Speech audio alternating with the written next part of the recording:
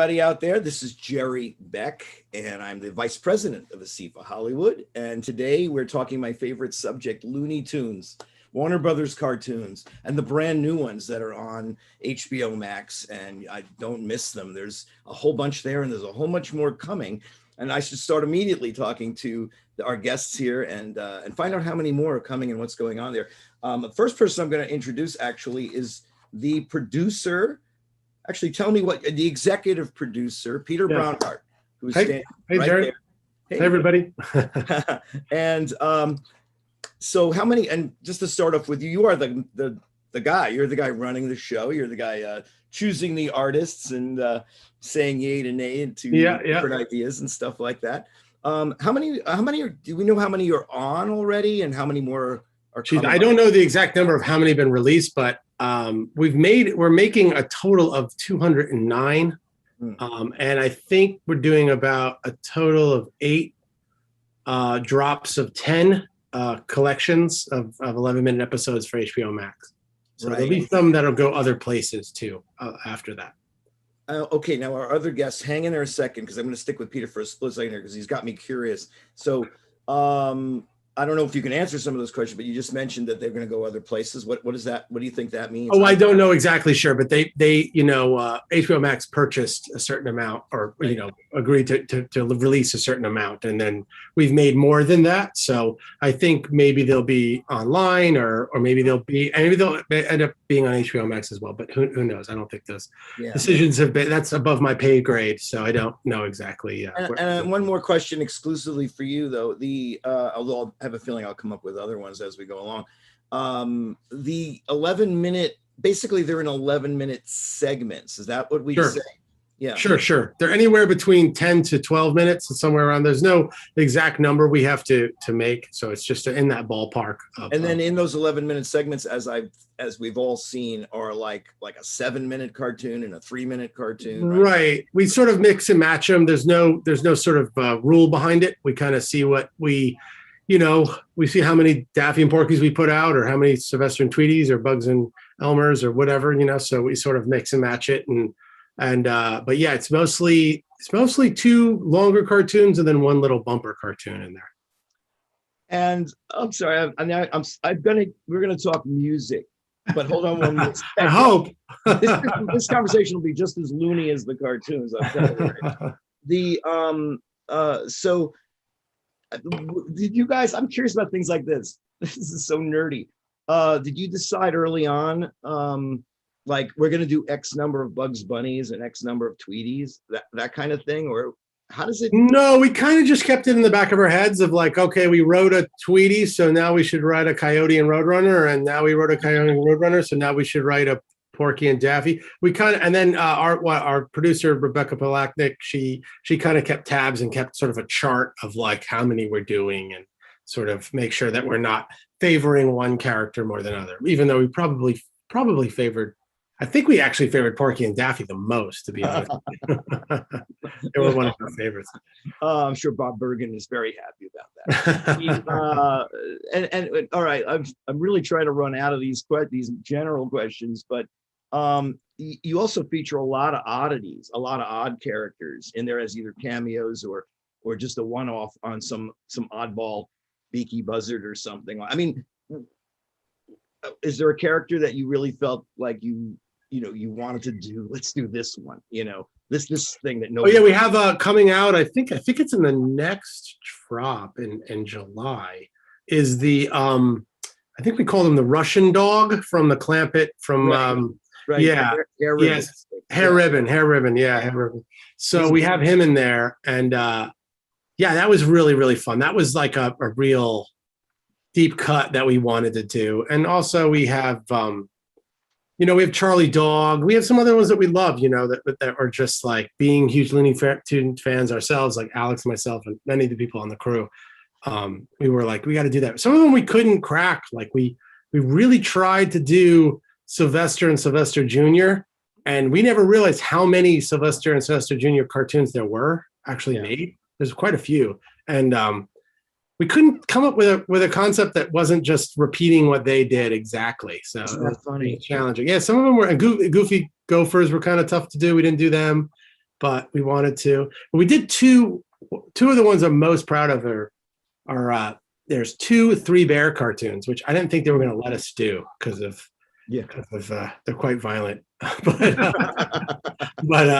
we're really proud of them. I think they're 2 of our funniest ones we've made. So Okay, here's my attempt to get us into the music part, because I'm going to go back to the earliest cartoon, the Monkey Bird. Or we're going to go, the early.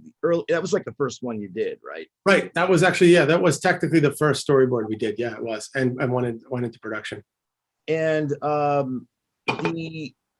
forgot what my question was, but that was such a. Oh, I know what my question was. It was that that was right off out of the gate. Like, I'm going to say it. It was kind of a perfect Warner Brothers cartoon. It was a perfect Looney Tune, in my opinion. It had everything, and I love the pace of it. I just loved the way it was directed and everything about it.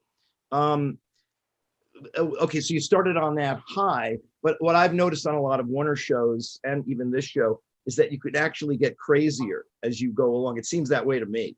Right.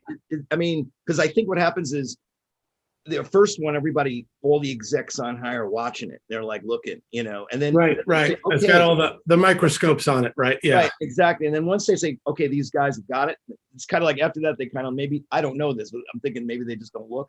So the artists and the directors, and I'm saying this based on other Warner shows that have been done in the past, right, like Spike and Tony, I noticed that the later first season and second season get better. I mean, why would that be exactly? And I personally think it's because the executives ain't looking. But that's just what I'm. That is the case for most. That happened on other shows that I've done, like Uncle Grandpa and stuff. Definitely, sort of the eyes sort of turn away from your production, and right. You can kind of do your thing.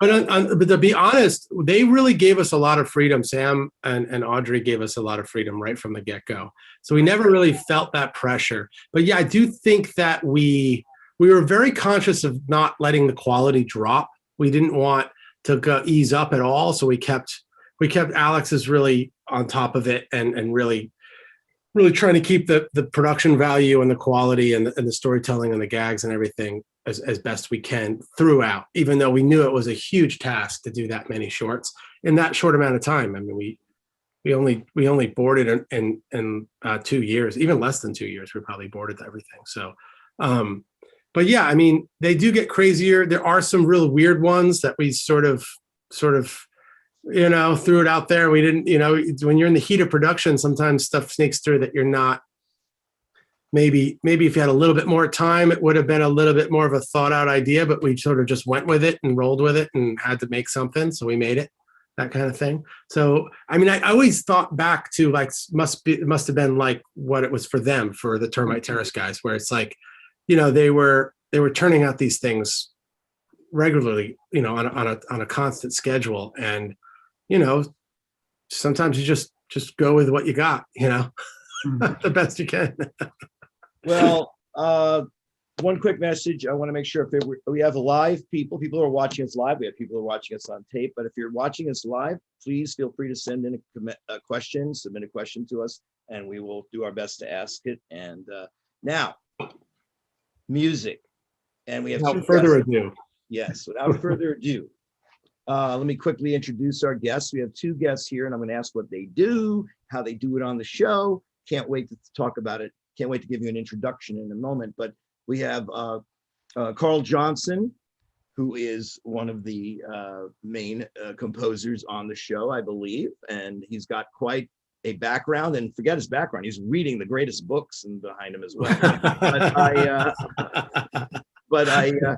But you go back to at least Batman with Warner Brothers and Animaniacs and Pinky and the Brain and a whole bunch of things. So we're going to talk a little bit about that. The other person we have is someone I've met before, Joshua Moshier, who I am actually thinking you're a genius at this point because of the music that I've heard and that I know of. It's both of you. But you've worked on a lot of things, a lot of live action shows in the past. And again, and you're also relatively new compared to Carl in the field, at least, from what I see on your IMDb. So I want to ask you both about this, but I want to say as a preface that it's easy for people who love cartoons as I do, that we look at the artwork, and we look at the movement and the gags and we take for granted the music. Now, real Warner Brothers, Looney Tuneaholics, we all know about Carl Stalling and Milt Franklin and Raymond Scott and all that. But it's, because we just watch these cartoons so many times.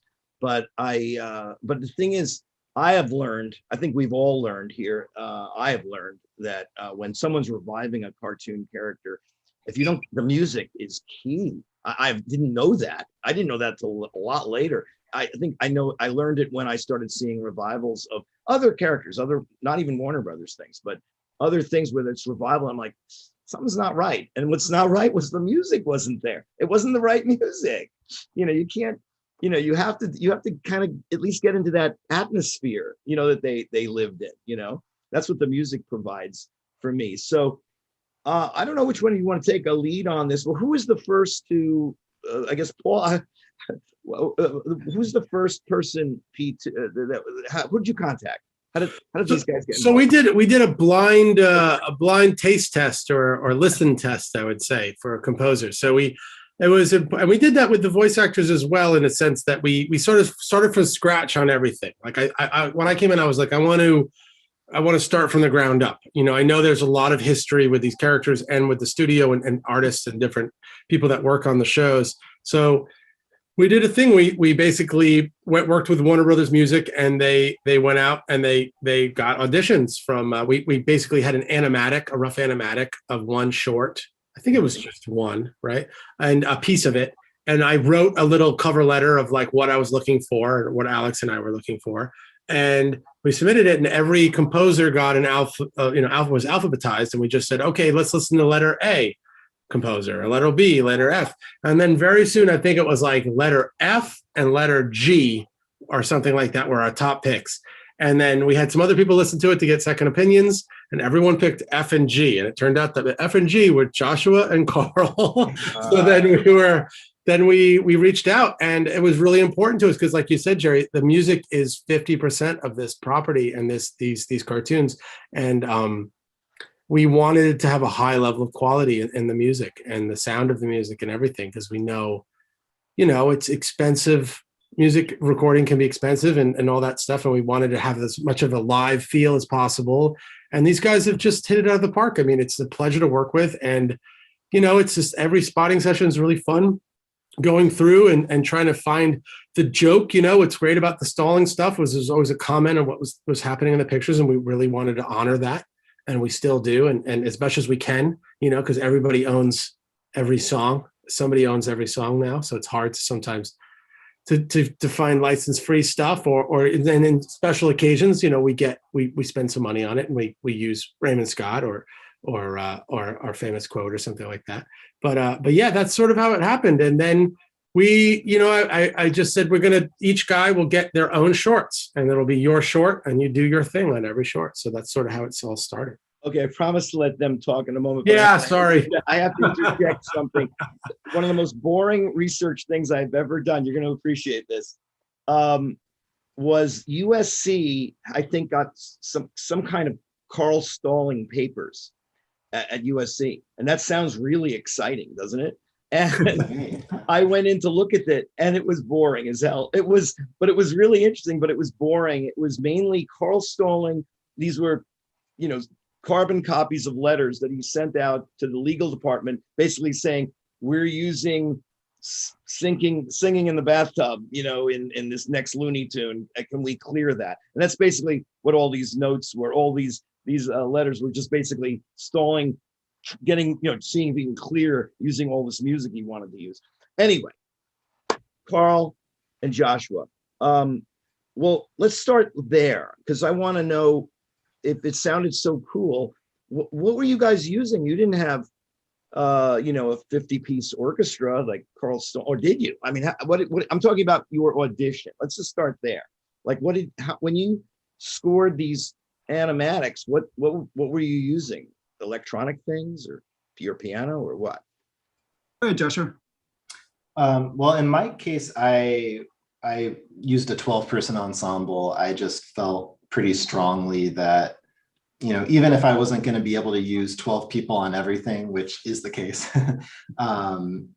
I wanted to get my ideas across as like clearly as possible with that feeling. And I even used ribbon microphones so that the brass would sound like they did on the old cartoons. And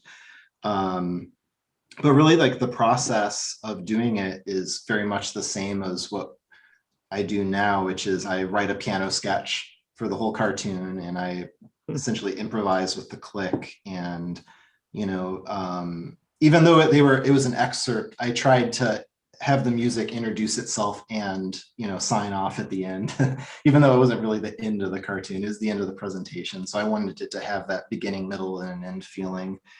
And each cartoon is like a little comedy etude. So you want it to have, you know, it has that feeling of being bespoke and special to the experience. So it was, you know, I'm grateful that it was well received. But also it was just like a great first swing, you know, to get in the groove, because when we both had to start writing, it was really helpful to have done one.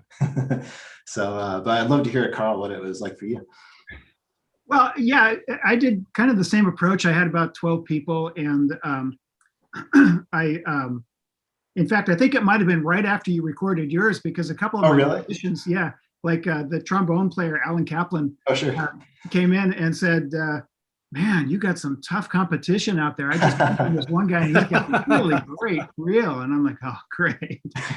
But yeah, it was, there were, I think, probably a couple dozen people in town who were doing auditions for this. And the word was kind of getting around. And yeah, I tried to do much the same kind of thing. I didn't actually get to use any vintage microphones or anything, but I worked with a lot of the same players that I had worked with earlier in the Animaniacs days and such. And in fact, with Alan Kaplan, the trombone player, I asked him to do a kind of a musical sound effect that I hadn't written in 20 years, and he hadn't played it in 20 years. And so it was kind of fun to, you know, sort of go back to some of that stuff. But it was kind of fun. I mean, the audition for me was kind of working out old muscles that I hadn't used in a while, and I actually got to use a couple of tunes that I had never used before.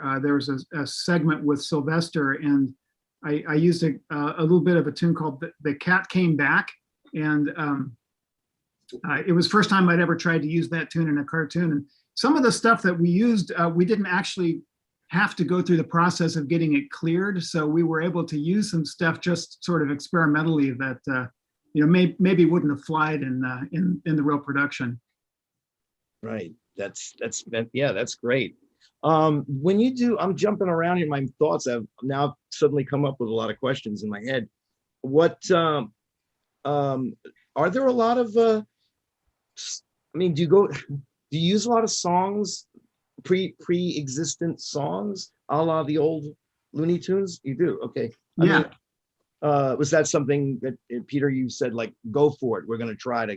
Yeah, we always try to like think about what's happening in the short and the action, you know, what's happening on screen or in the picture, and then going like, what's a commentary on that, or what sort of will, you know, same way they did it back then, you know. But you know, we don't have as vast of options, so sometimes it's a little limited. But we've gotten pretty creative, and sometimes we have to do sound alikes. That sort of like a once in a blue, we just go like, oh, they would have done this, so we'll just sort of do it. We can't pay for that, so we'll just do a sound alike or something like that. Is there anything, and pardon my ignorance for not knowing this, but were there any more contemporary songs that were sampled or put into it? If it made any sense? Only original stuff. Like we do have some like dance stuff or house music we've done for jokes or something like that, but nothing like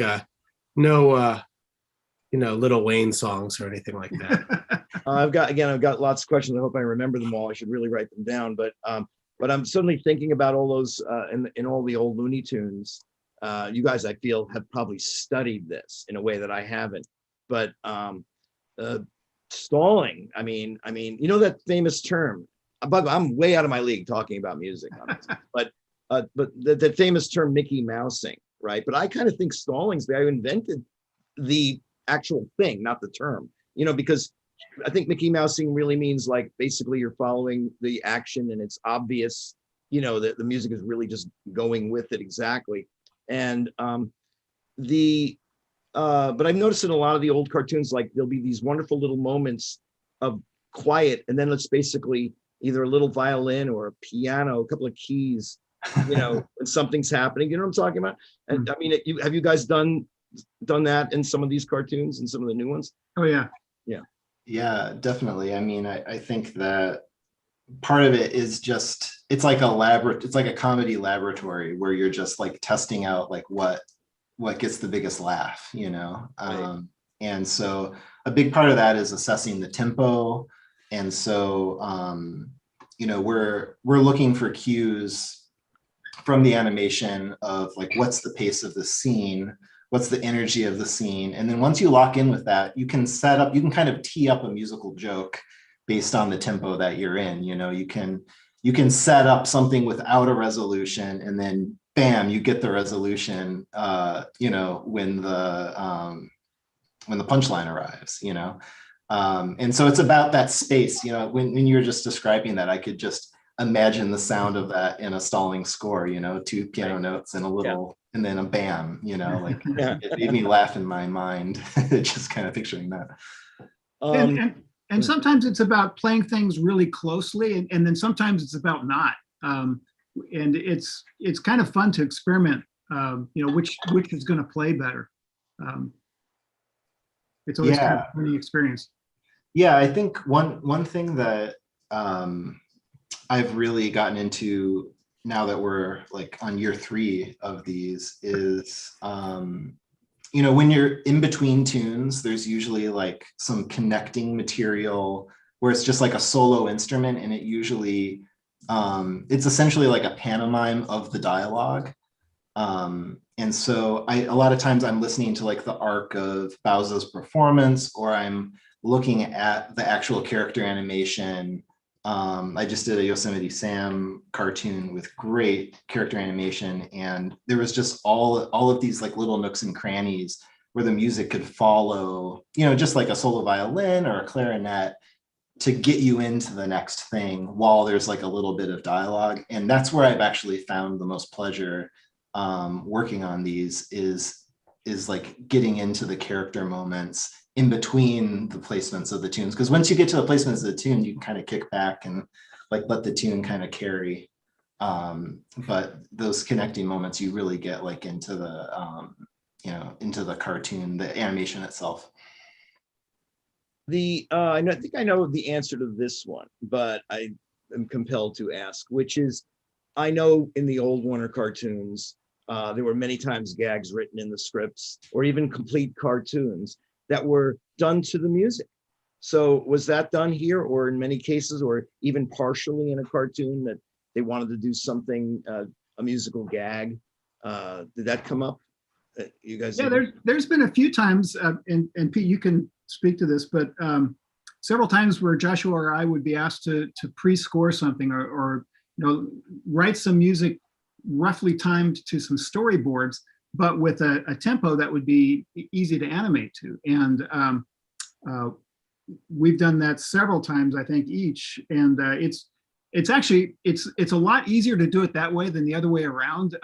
I did one where they had found a recording and then animated to that recording, and I had to go back and replace the recording, but the tempo was done without a click in the original recording. So the tempo was kind of all over the place. And it was a little challenging to recreate that with a live orchestra.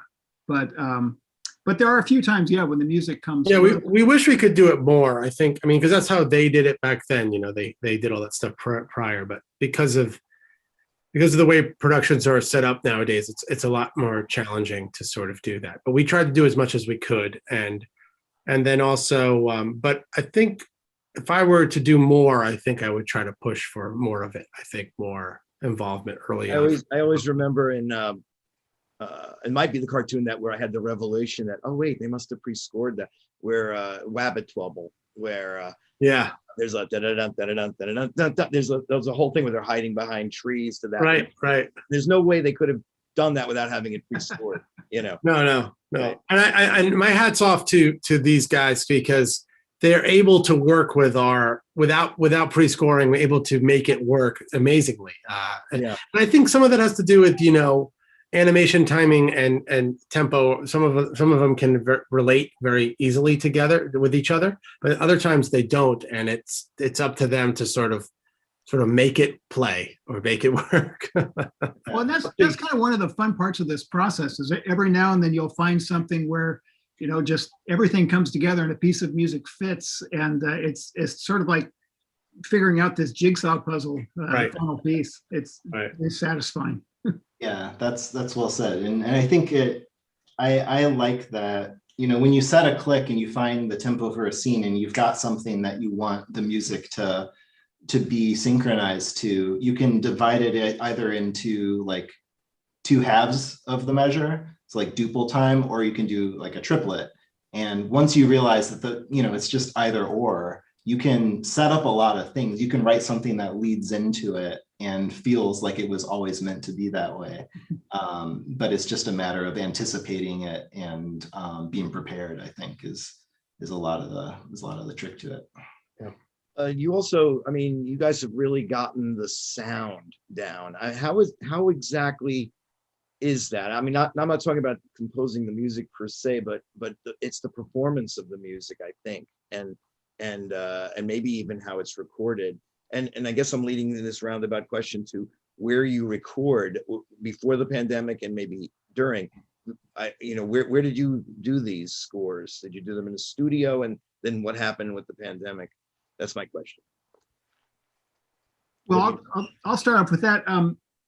We did the very first one we did a recording with a live orchestra, and we actually recorded it at the Warner Brothers soundstage in basically the same room where the classic ones were recorded, using a lot of the same microphones. Everybody sitting in their traditional places.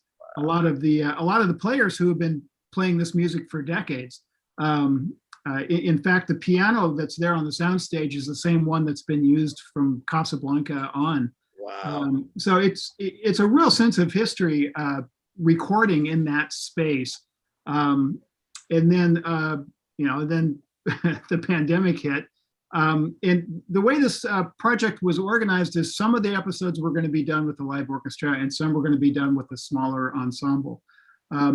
For my production process, that smaller ensemble was going to be a few guys recording themselves at home. I would do the electronics. They would send me their recordings of themselves, mix it all in, and then mix it and finish it that way. And for me, that worked well because I live about 2 hours outside of Los Angeles. So it was easier for me to send stuff to them, have them record it at home, have them email it, send it back to me. And we had already started that process before coronavirus hit. And then suddenly the studio shut down. Nobody could record anywhere. And for my production process, there was no interruption at all. So I was pretty lucky in that respect. Joshua, I know you had a slightly different experience. Yes, that's right. So I was recording a 6-person ensemble at Capitol about once a month. And it was really fun to have everybody in the room. And for me, I'm as you mentioned, newer to this community. So I didn't know a lot of these players that Carl has known for a long time. I met obviously Alan, and a lot of the players that I use now I met when I did my demo. But I made sure to bring them into the core group that I would be recording for our non-big orchestra episodes. And so it was great to have that FaceTime with them, like you did, Carl, working on Animaniacs and stuff like that. I was really lucky to get to develop a shorthand that I didn't have before, so that when we went to remote, that shorthand was there. And there's so much that's just unspoken now that they just know what to do when they see the parts. And but I would say that doing the live recording was really helpful in that you had to be really organized in how you would create your music, knowing that it would be recorded. And especially, for this, there's a couple of reasons for this, but essentially there are no overdubs in the shorts that I'm doing, because you have to basically pay double when you do overdubs with the union. And so it actually gives you a great challenge, because you have to just write linearly and create a sound. And so you're asking about like, how do you get the sound? And so you have to create a big sound so that, you know, when all 6 people, in the case of the shorts that I was working on, when all 6 people are playing, it sounds big. How do you do that? And so a big part of that for me is the voicing of the harmony, and really dialing into the era. You know, in this case, it's like kind of like a late 40s to late 50s era of harmony. So you can do these really nice 5-part and 6-part harmonies that you would hear in the music of that era, and spread it across that section. And when you mix it, you know, and you have these soloists, you can mix it in a way that it sounds big. And I just really have enjoyed getting you know, to wring as much as I can out of just 6 bodies, because you get a very nice big sound. And especially now that everyone's remote, you don't have to deal with the brass being louder than the strings. You can really dial in everything in a nice way. And I think it flatters the sound of the show in a really nice way. Fantastic. By the way, I should mention, you may know the Capitol. We said you were at Capitol, like the Capitol Records building. Yeah, they of course did Warner Brothers records with Mel Blanc back in the Right. 50s. So it still had that alone has a connection to these cartoons. Let's see what we've got on some of the questions we've got from our listeners, our readers. How much do you guys channel Carl Stalling? Well, that's an obvious question as you're working on your music. I mean, I suppose you both, getting the gig, auditioning for it, then getting it, you probably immersed yourself in watching a lot of the cartoons and, you know, maybe taking notes or something. I mean, I don't know how you work, but. Yeah, well, for me, I started off in the early 90s working for Rich Stone, and initially on Tasmania, and working with Mark Waters on shows like Goof Troop and Bonkers. And with all of those guys, they had started working in the original Tiny Toons run. And Bruce Broughton, as the music director of Tiny Toons, his whole kind of creative vision for the show was, let's get as close to Carl Stalling's sound as possible. And that's sort of our North Star on this thing. So everybody working in that era was using that as their creative template. And in fact, there were some sort of clandestine Carl Stalling sketches that went around, and everybody was analyzing them and looking at different chords and voicings. And it actually came up with a sheet of maybe 12 or 16 different Stallingisms that every time a safe falls out of the sky, it's got to be accompanied by a piano gliss. And every time a character takes a step, it's pizzicato plus bassoon. And so there were a few like hard and fast rules that kind of got passed around. And then from there, particularly with Rich Stone, it was a matter of getting it in your ear and what would Carl Stalling do, and trying as much as possible to follow that lead. And then, of course, the cartoons were different and the approaches were different, so it had to stray a little bit. But for me, that was kind of my genesis on the Carl Stalling, was stuff I was learning through Rich Stone about Carl Stalling. Pretty cool.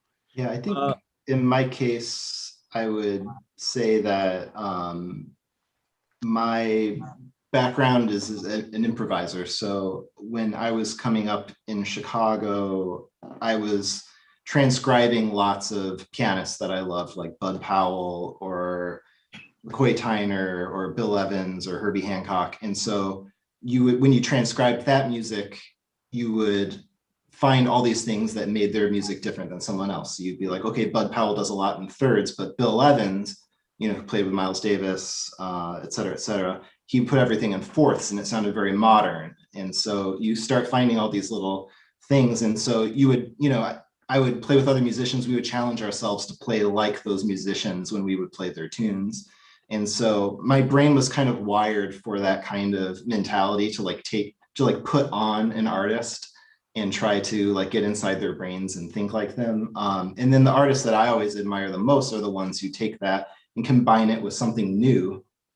And then you have this third entity that's created when you take, this like pot of influences, because we all have such different things that we bring to what we do. So, I had spent, thousands of hours listening to Looney Tunes before I had ever heard of Bill Evans or, Bud Powell. So that music was in there. And so I guess to the question, like, how do you channel it? It was kind of just putting on that improvising mentality and being like, if I were just to sing Carl Stalling, what would come out? Like if I just like turn the sound off on a cartoon and hum along to it, what would that sound like for Carl's music? And then now that we've done a lot of them, I mean, I'd love to know, Carl, how you feel about it now.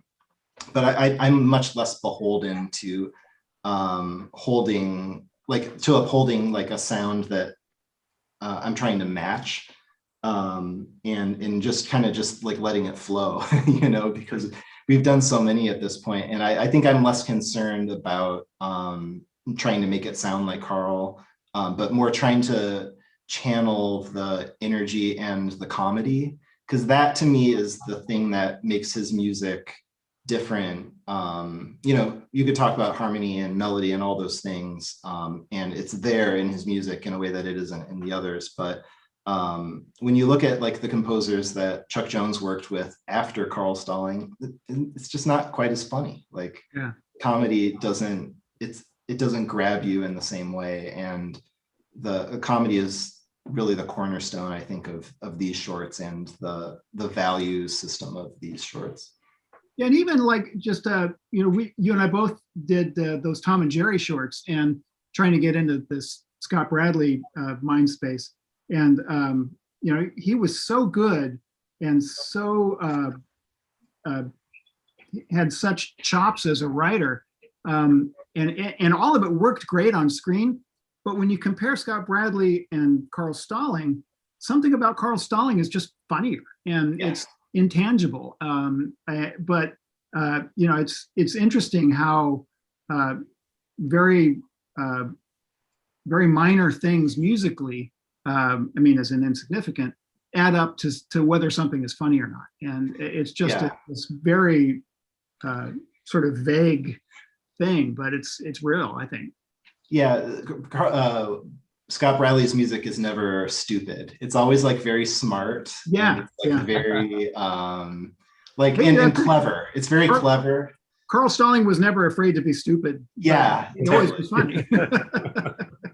Well, I love all those guys, and I think they all had their own little signature, feel. Obviously Scott Bradley, without getting into that subject, but once a while ago, I was watching a bunch of oddball black and white Walter Lantz cartoons of the 1930s, and apparently at one point, Scott Bradley apparently spent his entire career practically from the 30s to the late 50s, at MGM doing the cartoons. But there seemed to be a period around 1938 or so where they laid everybody off for something, and there's one Walter Lantz cartoon, black and white, nothing cartoon about kittens or something, and Scott Bradley does the music, and oh my God, it sounds exactly like an MGM cartoon. Yeah.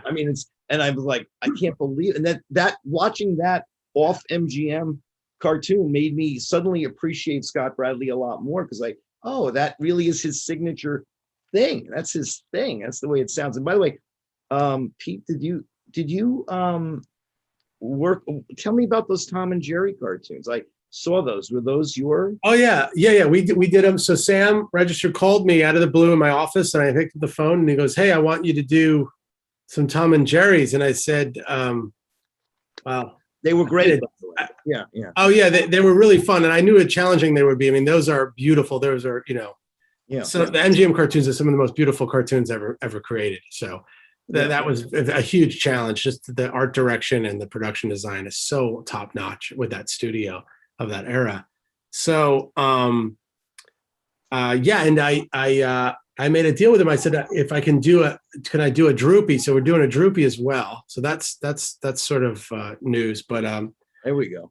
yeah. So so we did 3 MGM things, and we did the 2 Tom and Jerry's. It was really, really, really challenging and fun, and we did them right in the middle of the production of Looney Tunes. And I knew I would give one to each composer and told them, like, let's try to make this sound like Scott Bradley and capture that, just like we were doing with the Looney Tunes cartoons, the same sort of thing. Yeah, well, you've got a great team there. I guess my only question is, what was the point of making 3 Tom and Jerry shorts? I mean, what was the agenda? I think it has to do with their, I think at the time it was in the hopes of their birthday. I don't know which birthday. Oh, I think okay. it was, but well, that would have been. I might be wrong about that. Last year would have been their. Yeah, so I think it had to do that, and also I think Sam was like, "You guys are doing a good job. Like, I'm going to see what else you can do with the stuff we own."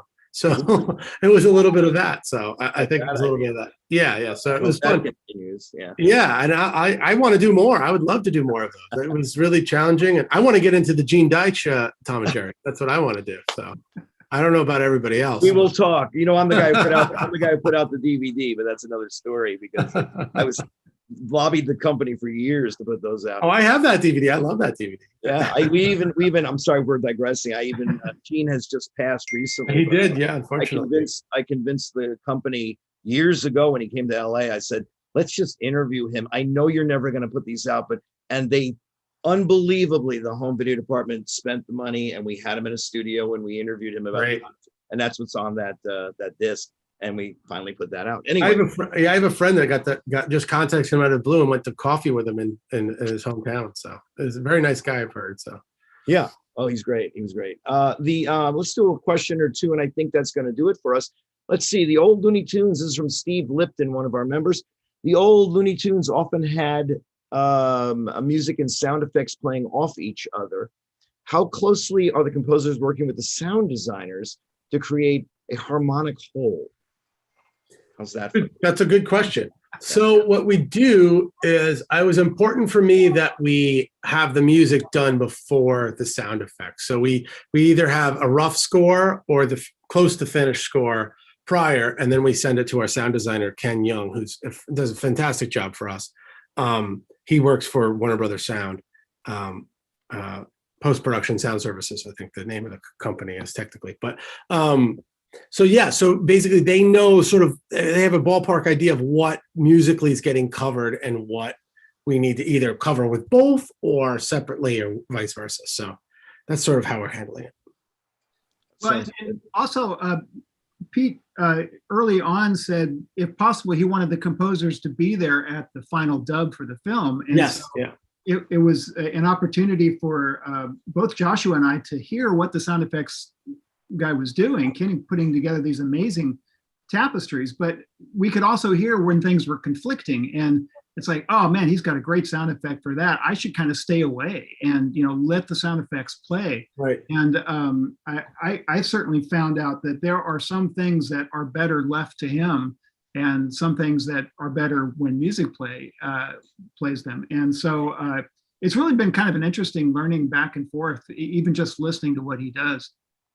The other nice thing about having these guys at the mix for that was that I'm not very musical at all. I don't have not at all. I can't even play a note. So having them, like, say Ken would put in a violin slide or something, that they'd go like, well, can we try to do it in the right key? And I'd be like, I don't know what that means. So you tell me what that means. So we could adjust things. So it was nice to have these guys' ears at the mix musically to help things work together better. I've got, I think, one more question for now. Mark Walton, one of our great members, animator at Disney, says, hi, what are your greatest artistic influences and why? That's a good question. You guys want to handle that, including you, Pete? Sure. Oh, geez. For me, doesn't have to be a Looney Tunes person. No, it's probably Tex Avery is probably one of my greatest ones. Tex Avery and the Looney Tunes shorts, Clamp It and Jones and Freeling. And Freeling I've grown to appreciate more and more as I've grown older. Just the sheer perfection of timing is. And it's funny that I just learned that Avery would always look at Freeling cartoons, would always watch Freeling cartoons. I found out, but yeah, also outside of animation, I love David Lynch. I love Gary Larson in The Far Side. I love Mad Magazine from the 70s and the 60s, 70s. Actually, Harvey Kurtzman, all that stuff. Yeah. So yeah, I mean, all the good stuff, right? Right. All that stuff. Totally. I'm with you. But so much stuff. I mean, you know, I could go on and on, but those are some of the big ones. Joshua and Carl, any, dare I say, not to type you, but musical influences or your heroes in the music world? Yeah, Joshua, you go ahead. Sure. Okay. So for me, there's a lot of things that kind of come together, but, you know, I talked about, you know, improvising in jazz. And so, you know, the whole history of that music means a great deal to me. And I mean, the sound, the music of this show